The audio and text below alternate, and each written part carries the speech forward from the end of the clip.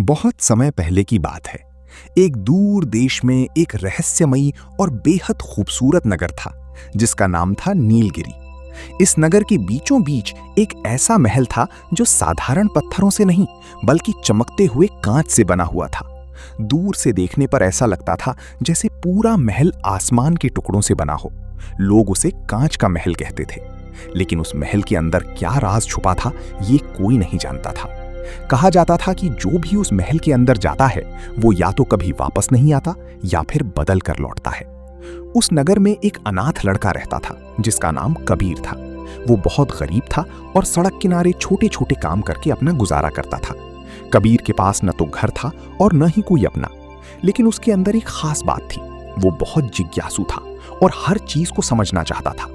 उसे हमेशा लगता था कि इस दुनिया में कुछ ऐसा जरूर है जो आम आंखों से दिखाई नहीं देता। एक दिन कबीर शहर के बाहर लकड़ियां इकट्ठा करने गया हुआ था। तभी उसे दूर जंगल की तरफ से एक अजीब सी चमक दिखाई दी। वो चमक धीरे धीरे तेज होती जा रही थी, जैसे कोई उसे बुला रहा हो। कबीर ने पहले ध्यान नहीं दिया, लेकिन जब वो चमक लगातार उसकी तरफ बढ़ने लगी तो उसका मन बेचैन हो गया। वो खुद को रोक नहीं पाया और उस दिशा में चल पड़ा। जैसे जैसे वो जंगल के अंदर जाता गया, हवा ठंडी होती गई और पेड़ों के बीच एक अजीब सी खामोशी फैल गई। पक्षियों की आवाज भी अचानक बंद हो गई थी। बस वही चमक थी जो उसे आगे बढ़ने के लिए मजबूर कर रही थी। कुछ दूरी पर जाकर उसे एक विशाल दीवार दिखाई दी जो कांच की बनी हुई थी।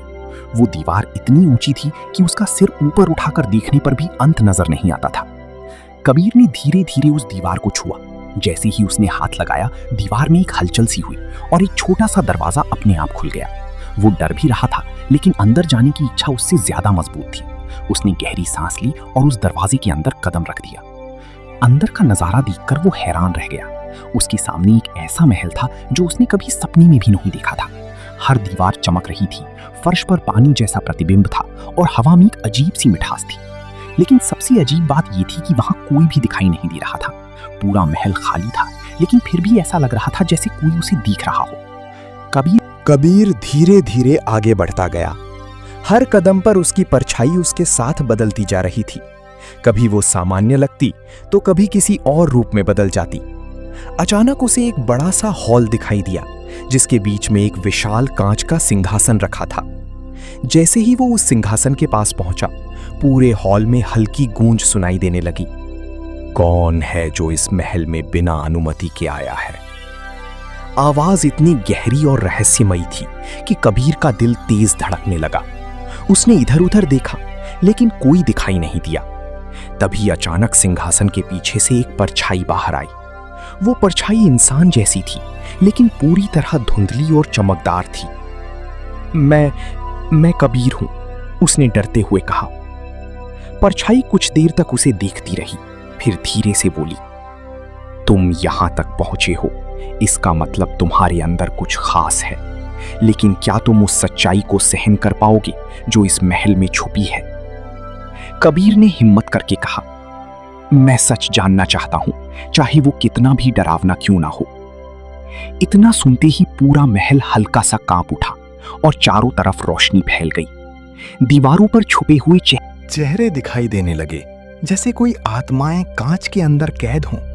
कबीर डर गया, लेकिन वहीं खड़ा रहा। परछाई ने आगे कहा, ये कोई साधारण महल नहीं है, ये उन लोगों की यादों से बना है जिन्होंने अपनी सच्चाई खो दी थी, और अब तुम इस कहानी का हिस्सा बन चुके हो। इतना सुनते ही कबीर के पैरों के नीचे की जमीन हल्की सी दरकने लगी और नीचे से एक और दरवाजा खुलने लगा। जैसे ही कबीर उस टूटती हुई जमीन से पीछे हटने की कोशिश करने लगा, नीचे खुला दरवाजा अचानक पूरी तरह चमक उठा। उसमें से तेज नीली रोशनी निकल रही थी, जैसे कोई दूसरी दुनिया उसे खींच रही हो। कबीर का दिल तेजी से धड़क रहा था, लेकिन उसके कदम अपने आप उस दरवाजे की तरफ बढ़ते जा रहे थे। रुको, मैं नीचे क्यों जा रहा हूं? कबीर ने खुद से कहा, लेकिन उसकी आवाज उस रहस्यमयी गूंज में खो गई। अगले ही पल वो उस अंधेरी सी सुरंग में गिर गया। लेकिन ये गिरना दर्दनाक नहीं था। उसे ऐसा लगा जैसे वो हवा में तैर रहा हो। चारों तरफ अजीब सी तस्वीरें घूम रही थी।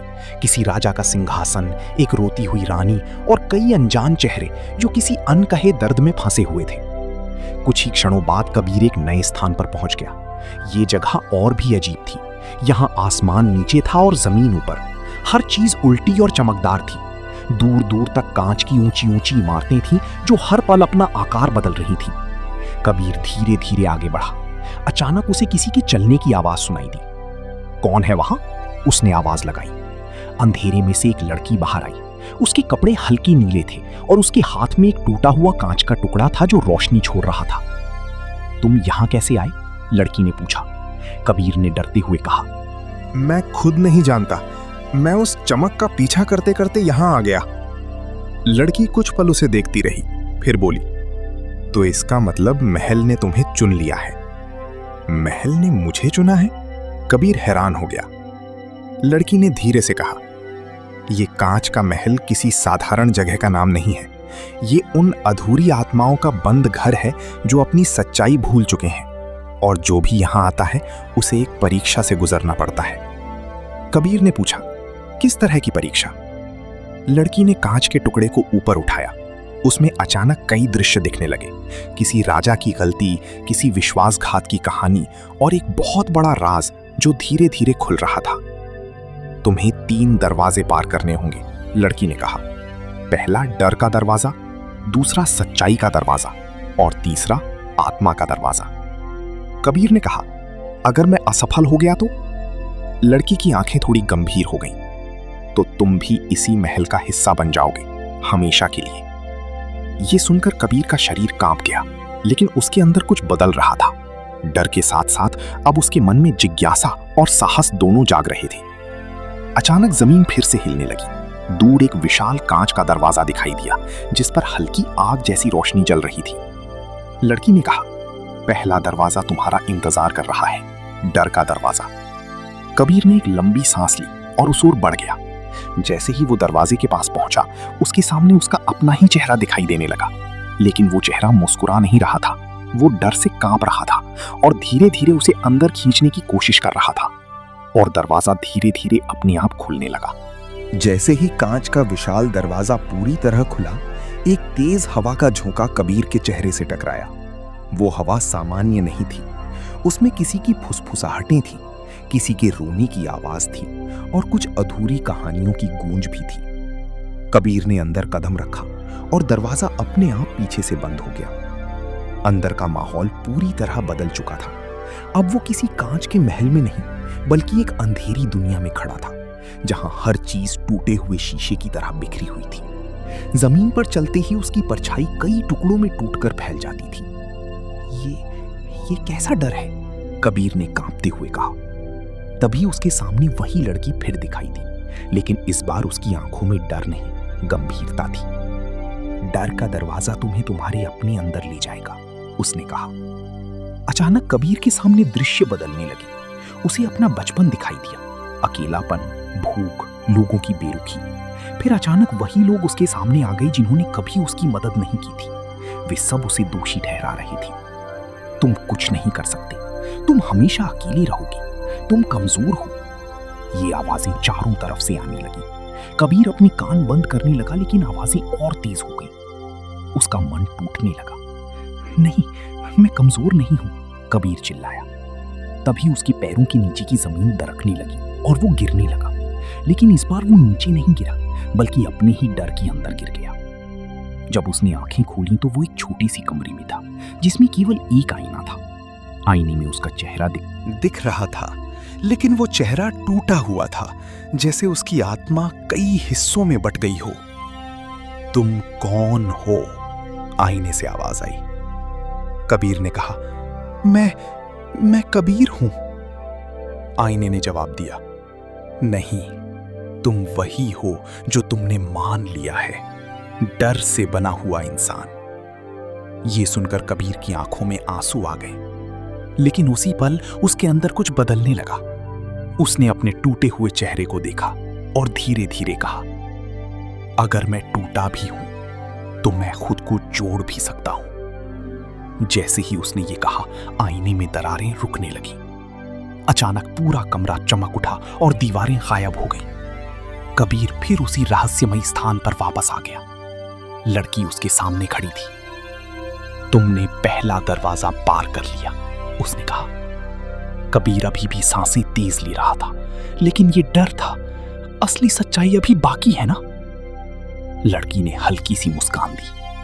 हाँ, अब दूसरा दरवाजा शुरू होगा, सच्चाई का दरवाजा।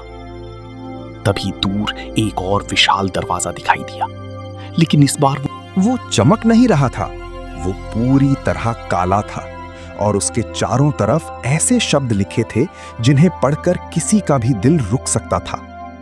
यहां सच इंसान को तोड़ देता है। कबीर ने एक बार फिर आगे कदम बढ़ाया। कबीर धीरे धीरे उस काले दरवाजे के सामने पहुंच गया। जैसे जैसे वो पास जाता, हवा और भारी होती जाती। ऐसा लग रहा था जैसे वहां मौजूद हर चीज उसे रोकना चाहती हो। दरवाजे पर लिखे शब्द अब और साफ दिख रहे थे। यहां सच इंसान को तोड़ देता है। कबीर ने गहरी सांस ली। उसके मन में डर था, लेकिन अब वो पहले जैसा नहीं रहा था। डर को उसने पीछे छोड़ दिया था। अगर सच इतना डरावना है तो मैं उसे देखना चाहता हूं, कबीर ने कहा। जैसे ही उसने दरवाजे को छुआ, पूरा दरवाजा पिघलती काली रोशनी में बदल गया और वो अंदर खिंच गया। अंदर का दृश्य देखकर वो पूरी तरह स्तब्ध रह गया। ये वही महल था, लेकिन अधूरा। कांच का महल अब टूटा हुआ था। दीवारों में दरारें थीं और हर जगह धुंधली परछाइयां घूम रही थीं। लेकिन सबसे अजीब बात यह थी कि वहां लोग नहीं थे, सिर्फ यादें थीं। तभी उसके सामने वही लड़की फिर आई, लेकिन इस बार उसकी आंखों में दुख था। अब तुम सच्चाई के सबसे करीब हो, उसने कहा। कबीर ने पूछा, ये जगह आखिर है क्या? लड़की ने धीरे से कहा, यह महल उन यादों से बना है जिन्हें किसी ने कभी स्वीकार नहीं किया। अचानक हवा तेज हो गई और कबीर के सामने एक दृश्य खुल गया। उसे एक राजा दिखाई दिया जो बहुत शक्तिशाली था। उसके साथ एक रानी थी जो बहुत शांत थी और एक बच्चा जो धीरे धीरे महल में बड़ा हो रहा था। कबीर ध्यान से देखने लगा। दृश्य बदलता गया। राजा किसी बड़े फैसले में गलती कर बैठता है। उस गलती को छुपाने के लिए वो एक निर्दोष व्यक्ति को दोषी बना देता है और उसी दिन महल में एक सच्चाई को हमेशा के लिए दबा दिया जाता है। कबीर के चेहरे पर सवाल था, इसका मुझसे क्या संबंध है? लड़की ने गंभीर होकर कहा, हर याद किसी ना किसी आत्मा से जुड़ी होती है। और तुम? अचानक दृश्य और तेज हो गया। कबीर ने देखा कि वही बच्चा बड़ा होकर अकेला हो जाता है और धीरे धीरे वो महल से गायब हो जाता है। फिर एक दृश्य रुक गया। लड़की ने आगे कहा, तुम वही बच्चा हो जिसे सच से दूर रखा गया था। कबीर का शरीर कांप गया। नहीं, ये सच नहीं हो सकता, उसने कहा। लेकिन उसके दिमाग में अचानक कई भूली हुई यादें वापस आने लगी। महल, लोग, एक टूटा हुआ परिवार और एक रात जब सब कुछ बदल गया था। उसकी आंखों में आंसू आ गए। अगर मैं वही हूं तो मैं यहां क्यों हूं? लड़की ने कहा, क्योंकि अब सच को पूरा होना है और तीसरा दरवाजा तुम्हें तुम्हारी असली पहचान देगा। तभी जमीन हिलने लगी और सामने एक आखिरी दरवाजा दिखाई दिया जो रोशनी से भरा हुआ था, लेकिन उसमें से एक अजीब सी आवाज आ रही थी, जैसे कोई उसे पुकार रहा हो। अब या तो तुम खुद को जानोगे या हमेशा के लिए खो जाओगे। कबीर ने एक कदम आगे बढ़ाया। कबीर उस आखिरी दरवाजे के सामने खड़ा था। यह दरवाजा अब सिर्फ रोशनी नहीं था, बल्कि ऐसा लग रहा था जैसे पूरा ब्रह्मांड उसके अंदर समा गया हो। कभी उसमें आकाश दिखता, कभी आग, कभी पानी और कभी बिल्कुल खालीपन। उसके कानों में वही आवाज बार बार गूंज रही थी, अगर तुम अंदर गए तो तुम बदल जाओगे। कबीर ने पीछे मुड़कर देखा। लड़की वहीं खड़ी थी, लेकिन अब वो धीरे धीरे धुंधली हो रही थी। तुम कौन हो? कबीर ने आखिरी बार पूछा। लड़की ने हल्की मुस्कान दी। मैं वही हूं जो तुम्हारी सच्चाई को रास्ता दिखा रही थी। अब आगे का रास्ता तुम्हें खुद तय करना है। इतना कहकर वो पूरी तरह रोशनी में विलीन हो गई। कबीर अकेला रह गया। उसने एक लंबी सांस ली और कहा, मैं अब पीछे नहीं जाऊंगा। और उसने दरवाजा खोल दिया। अंदर कोई जगह नहीं थी, न जमीन न आसमान, बस एक विशाल चमकता हुआ खालीपन था। बीच में एक कांच का सिंहासन तैर रहा था और उस सिंहासन पर कोई बैठा था। वो कबीर ही था, लेकिन दूसरा कबीर, राजसी वस्त्रों में, शांत लेकिन दुखी आंखों के साथ। असली कबीर ठिठक गया। ये मैं हूं? सिंहासन पर बैठा रूप धीरे से बोला, तुम वही हो जो बन सकते थे, और मैं वो हूं जो तुमने खो दिया। पूरा खालीपन कांप उठा। अचानक यादें टूटकर सामने आने लगी। कांच का महल कोई जेल नहीं था, बल्कि एक परीक्षा थी। हर इंसान के अंदर छुपी सच्चाई और डर को अलग करने की जगह। जो डर में हार जाता वो वहीं खो जाता, और जो सच्चाई को स्वीकार कर लेता वो खुद को पा लेता। सिंहासन वाला रूप आगे बोला, तुमने डर पार किया, सच्चाई भी देख ली। अब आखिरी चीज बाकी है। कबीर ने पूछा, और क्या? उसने कहा, खुद को स्वीकार करना। पूरा स्थान अचानक तेज रोशनी से भर गया। कबीर के सामने उसकी पूरी जिंदगी के दृश्य आने लगे। गलतियां, अकेलापन, दर्द, लेकिन साथ में उसकी ताकत, उसकी हिम्मत, उसका दिल। अब उसे समझ आ रहा था, वो कभी कमजोर था ही नहीं, वो सिर्फ खुद से दूर था। कबीर ने आगे बढ़कर सिंहासन पर बैठे अपने रूप को देखा और धीरे से कहा, तुम मैं हूं और मैं तुम हूं, अब कोई फर्क नहीं। इतना कहते ही दोनों रूप एक दूसरे में मिल गए। एक तेज रोशनी फूटी और सब कुछ शांत हो गया। जब कबीर ने आंखें खोली तो वो फिर उसी जंगल में खड़ा था, लेकिन कांच का महल अब दिखाई नहीं दे रहा था। वो गायब हो चुका था। लेकिन उसके हाथ में एक छोटा सा चमकता कांच का टुकड़ा था। उसमें अब कोई डर नहीं था, सिर्फ उसकी अपनी परछाई थी, स्थिर, साफ और मजबूत। दूर हवा में वही अंतिम संदेश गूंजा, जो खुद को जान लेता है वो किसी भी महल से बड़ा हो जाता है। कबीर हल्की मुस्कान के साथ आगे बढ़ गया। अब वो खोया हुआ नहीं था, वो पूरा हो चुका था।